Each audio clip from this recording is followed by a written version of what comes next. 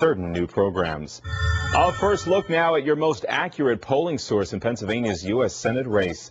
Rasmussen report shows Democrat Joe Sestak with a 4-point lead over Republican Pat Toomey. Well, today Toomey launched his TV ad campaign highlighting different principles. For Senate, Joe Sestak or Pat Toomey. Two good men with very different ideas. Joe Sestak voted for the Wall Street bailout. Pat Toomey opposed it. Sestak supports government-run health care. Toomey says no.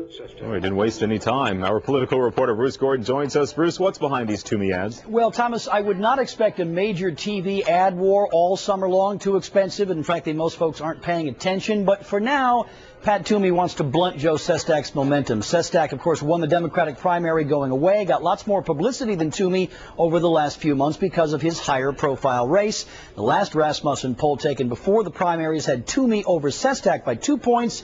This poll was conducted yesterday, no doubt reflects a pretty standard bump for Sestak after that upset win. And we know ads can make a difference. You've got the behind-the-scenes story of the campaign ad that turned the tide in Sestak's win over Arlen Specter. Amazing story, Thomas. Yeah, that's right. This already legendary ad has spawned lots of myths and misconceptions. Here is the first time we're going to tell you the full story. We recorded Senator Specter making his now infamous party switch comment at a news conference inside 30th Street Station back on May 1st of 2009. We aired the comment then and again in a news report just prior to the primary campaign's only TV debate, May 1st, 2010, just a couple of weeks ago.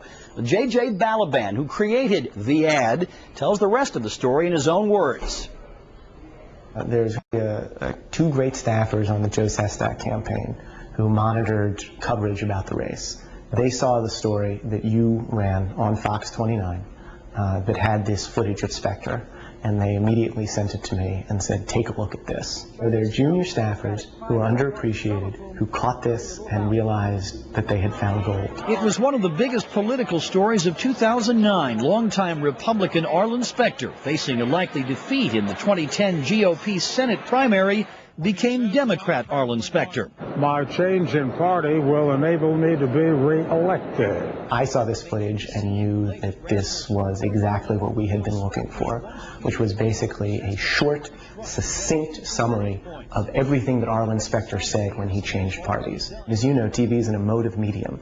People had an emotional reaction to those words. You were or were not aware that Senator Specter had made this exact comment on camera back on May 1st of 2009. My change in party will enable me to be re-elected. Arlen Specter admitting he would not have won a Republican primary. We were not aware. There's just such an enormous amount of material about the senator, given his 30-year record in the Senate, that it was very hard to find all of that material. I'm Joe Sestak, the Democrat. I authorize this message.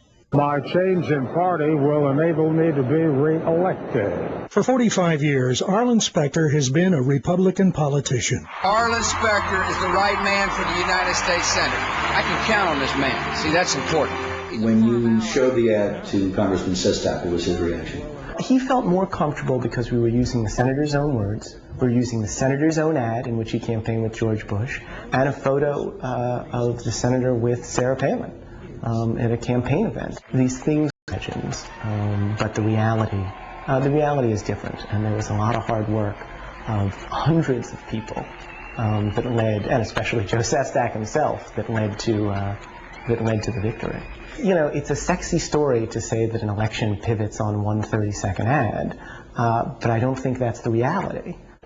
Now, to be clear, Fox 29 did not in any way cooperate with the Sestak campaign to help them get a hold of that video. But once it aired on our newscast, we had no authority to stop them from recording and airing the material. The law considers it fair use. A final note, the first version of this ad ended with a visual of Specter and Bush. Balaban and his team ultimately decided Specter and Palin was a stronger image for Democrats to see. That, of course, is what went on the air, Thomas. Yeah, I think that's important to point out. Before you go, though, Bruce, I want to talk about this claim, because the claim of a White House bribe to Sestak, it just won't go away. No, Sestak was asked again yesterday, this time on CNN, about his allegation made months ago that the White House offered him a job if he were to back out of the Democratic Senate Democratic primary. Of course, we all know President Obama was an early and vocal supporter of Senator Specter.